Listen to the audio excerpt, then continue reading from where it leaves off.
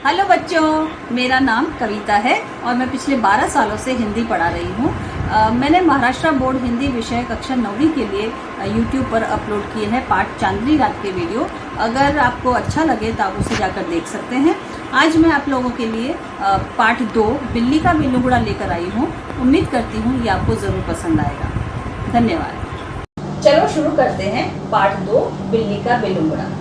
इस कहानी के लेखक हैं राजेंद्र लाल हांडा। राजेंद्र लाल हांडा जी एक जाने माने कथाकार है। कथाकार मतलब कहानी लिखने वाले, कथा लिखने वाले, कथा मतलब कहानी।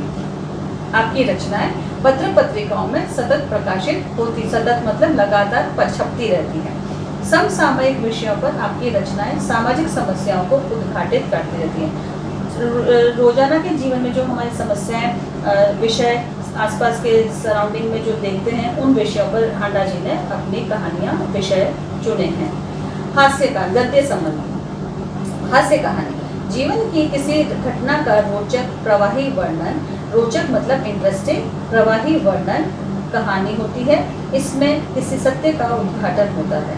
हास्य कहानी में इसे हल्के फुल्के अंदाज में हंसी के साथ प्रस्तुत किया जाता है।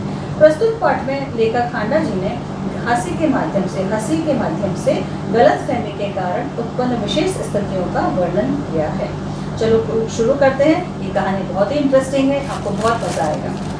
एक समय था जब घरों में बिल्ली का आना जाना बुरा समझा जाता था, परंतु आजकल की परिस्थितियों के कारण पुरानी विचारधारा और परंपरा एकदम घपले में पड़ गई है। पुराने ज़माने में बिल्ली अशुभ मानी जाती थी। बिल्ली हमारे आगे से रास्ता निकाल जाती थी तो हम अशुभ मानते थे उसको। लेकिन आजकल हम इन्हीं विचारधाराओं को अपनी सुविधा के हिसाब से हम इन्हें मानते हैं। वही विचार ठीक समझा जाता है जिससे काम चले। पिछले दिनों हमारे घर में बहुत चूहे हो गए थे। हमारे घर से मतलब यहाँ पे लेखक के चूहे घर से है। उन्हें घर से निकालने के बहुत देरे मतलब बहुत सारे प्रयत्न किए गए, लेकिन एक न चले। आटे और अनाज के लिए लोहे के ढोल बनवाए गए। लोहे के ढोल मतलब लोहे के ड्रम। यह उपाय कुछ दिनों तक कारगर रहा। कारगर मतलब उपयोगी। यहाँ मैंने पाठ के हर शब्द के साथ में मतलब लिख के रखे हैं, जिन्हें आप वीडियो पॉज करके भी देख सकते हैं। इस समस्या पर कई मित्रों से परामर्श किया गया। परामर्श मतलब सलाह। आखिर यह फैसला हुआ कि घर में एक बिल्ली पाली जाए। इस प्रस्ताव पर किसी को आपत्ति न थी। आपत्ति मतलब ऐतराज। चुनांजी एक बिल्ली लाई गई। चुनांजी मतलब इसलिए खूब खातिर होने लगी। बिल्ली की खूब मेहमान नवाजी। बिल्ली को मेहमान बना के लाए थे तब उसकी मेहमान नवाजी हो रही थी। कभी बच्चे उसको दूध पिलाते, कभी उसको रोटी देते। उसने भी विधिपूर्वक मतलब सही तरीके से अपना काम शुरू कर दिया, मतलब चूहों का सफाया शुरू कर दिया। देखते ही देखते चूहे घर से गायब हो गए। सब लोग बड़े खुश हुए। बिल्ली प्राय सभी लोगों की थाली से छूट नहीं खाती, इसलिए हमें उसमें कोई एक्स्ट्रा अलग से कोई खर्च भी नहीं पड़ रहा था। 2 महीने बाद वह समय आ गया जब हम चूहों को तो भूल गए और बिल्ली से तंग आ गए। हमने सोचा चूहे तो खाली अनाज ही खाते थे, कम से कम परेशान तो नहीं करते थे। यह बिल्ली खाने में भी कम नहीं और हमें तंग भी करती रहती है। उसके प्रति हमारा व्यवहार बदल गया था। बिल्ली भी कम समझदार जानवर नहीं। जो शेर के काबू में नहीं आए वो हमसे कैसे मात खा जाती, मतलब हमसे कैसे हार जाती थी। मात खा जाना, हार जाना। उसने भी अपना रवैया मतलब व्यवहार बदल लिया था। हमारे आगे पीछे फिरने के बजाय वह रसोई के आसपास कोने में दुबक कर बैठ जाती। जब भी मौका मिलता खाने में जो जी आता खाती। इस तरह चोरी करते बिल्ली कई बार पकड़ी गई। एक दिन सुबह उठते ही मैं रसोई में कुछ लेने गया। देखता हूँ कि कड़े हुए दूध का दही जो रात को बड़े चाव से जमाया गया था, बिल्ली खूब मजे से खा रही थी। कड़ा हुआ दूध, उबला हुआ दूध, जिसे दही जमाने के लिए तैयार किया जाता है। दही बनाने के लिए उसे कड़ा हुआ दूध बोलते हैं। अब चिंता हुई कि बिल्ली से कैसे पीछा छुड़ाया जाए। मेरा नौकर बहुत होशियार है। रात को काम खत्म करके जाने से पहले उसने एक खाली बोरी के अंदर 2 रोटियां डाल दी। बोरी मतलब जूट का बोरा। और चुपके से एक तरफ खड़ा होकर बिल्ली का इंतजार करने लगा। बिल्ली आई, वह एकदम रोटियों पर झपटी। नौकर ने तुरंत बिल्ली का सिरा पकड़कर उसे ऊपर से बंद कर दिया। रस्सी के साथ बोरी का मुंह बांध दिया। चूंकि अब रात के 10 बजे थे, मैंने अपने नौकर अमरू से कहा कि सवेरे बिल्ली को कहीं दूर छोड़ आए, जिससे वह इस घर में वापस न आ सके। सब लोगों को चाय पिलाते पिलाते अमरू को अगले दिन सुबह के 8 बज गए। मैंने याद दिलाया कि उसे बिल्ली को भूली भटियारी की तरफ छोड़कर आना है। बोरी कंधे पर लटका अमरू चल दिया। बात आई गई मतलब सब भूल गए। मैं हजामत और स्नान आदि में व्यस्त हो गया। मैं मीन्स लेकर, हजामत दाढ़ी बनाना, शेविंग करना, स्नान नहाना। उसमें लेखक अपने कार्यक्रम में व्यस्त हो गया क्योंकि 9:30 बजे दफ्तर जाना था, ऑफिस जाना था। गुसल खाने में मुझे जोर का शोर सुनाई दिया। गुसल खाना स्नान कर, नहाने की जगह। मैं नहाने में व्यस्त था और कुछ गुनगुना रहा था, इसलिए मेरा ध्यान उधर नहीं गया। 2 मिनट बाद ही फिर शोर हुआ। इस बार मैंने सुना कि मेरे घर के सामने कोई आवाज लगा रहा है।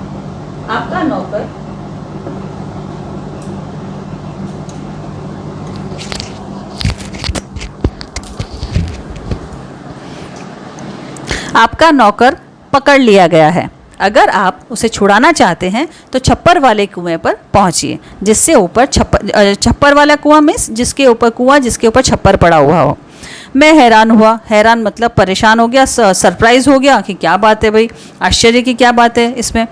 समझा शायद अमरू किसी साइकिल से टकरा गया होगा, शायद साइकिल वाले का कुछ नुकसान हो गया हो और उसने अमरू को धर पकड़ा हो। रही आदमी इकट्ठे होने की बात, यह काम दिल्ली में मुश्किल ही नहीं और करोल बाग में तो बहुत ही आसान है, जहाँ सैकड़ों आदमियों को पता ही नहीं कि वे किधर जाएं और क्या करें। खैर, उधर जा ही रहा था कि रास्ते में खाली बोरी लटकाए अमरू आता हुआ दिखाई दिया। वह खूब खिलखिलाकर हंस रहा था। उसे डांटते हुए मैंने पूछा, अरे क्या बात हुई? तूने आज सुबह ही सुबह क्या गड़बड़ की जो इतना शोर मचा और मोहल्ले के लोग तुझे मारने को दौड़े? अमरू को कुछ कहना नहीं पड़ा। उसके पीछे कुछ आदमी आ रहे थे। उन्होंने मुझे सारा मामला समझा दिया। बात यह हुई कि जैसे अमरू कंधे पर बोरी लटकाए बिल्ली को बाहर छोड़ने जा रहा था, कुछ लोगों को शक हुआ कि बोरी में बच्चा है।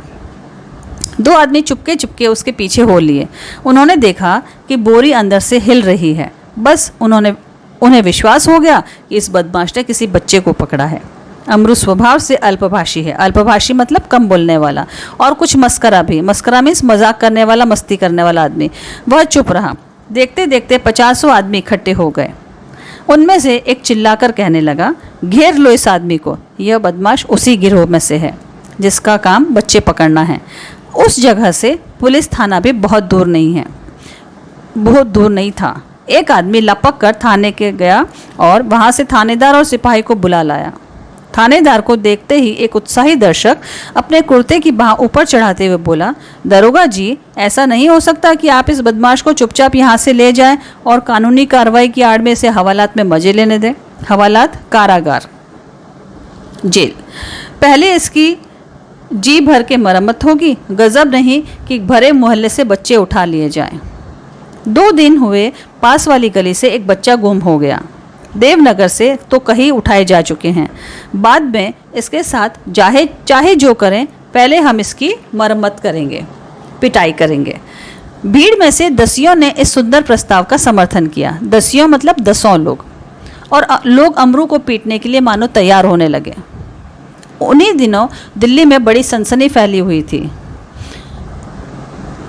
नगर के सभी भागों से बच्चों के उठाए जाने की खबरें आ रही थी। सनसनी मतलब खलबली। नगर के सभी भागों से बच्चों के उठाए जाने की खबरें आ रही थी।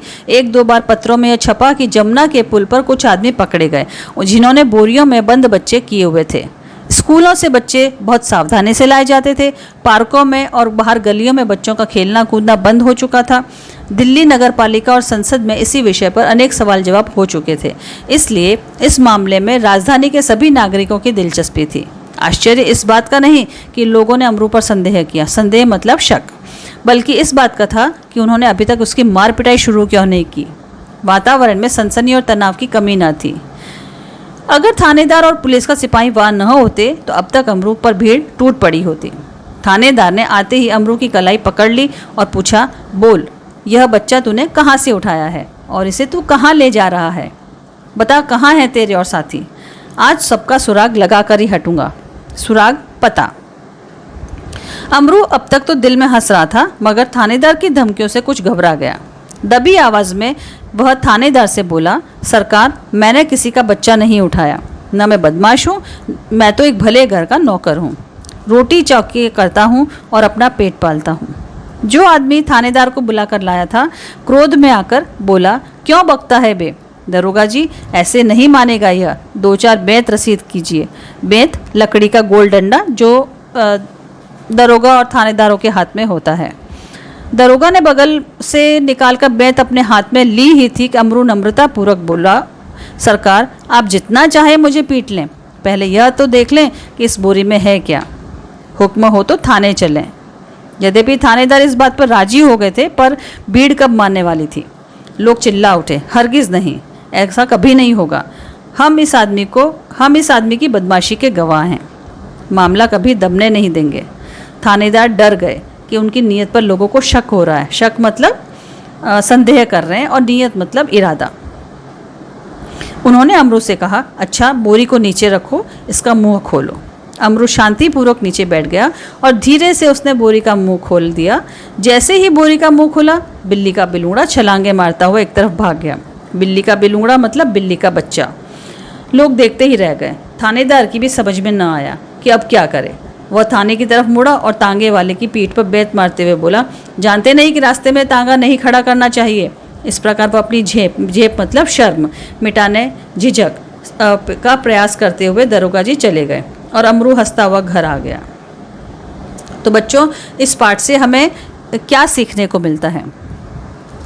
यह पाठ हमें पालतू जानवरों के प्रति नम्रता, दया दिखाने का सीख देता है, जिसे हमें समय पर खिलाना पिलाना चाहिए, समय पर ध्यान देना चाहिए। अगर हम किसी जानवर को पालते हैं, घर में रखते हैं, तो उसे अपने ही परिवार के सदस्य की तरह उसे संभालना और रखना चाहिए। उम्मीद करती हूँ ये मेरा पाठ वर्णन, ये कहानी आपको ज़रूर पसंद आएगी। धन्यवाद। यदि मेरा आपको ये पाठ वर्णन अच्छा लगता है तो इसे आप अपने दोस्तों के साथ ज़रूर शेयर करें और मेरे चैनल को सब्सक्राइब करें। धन्यवाद।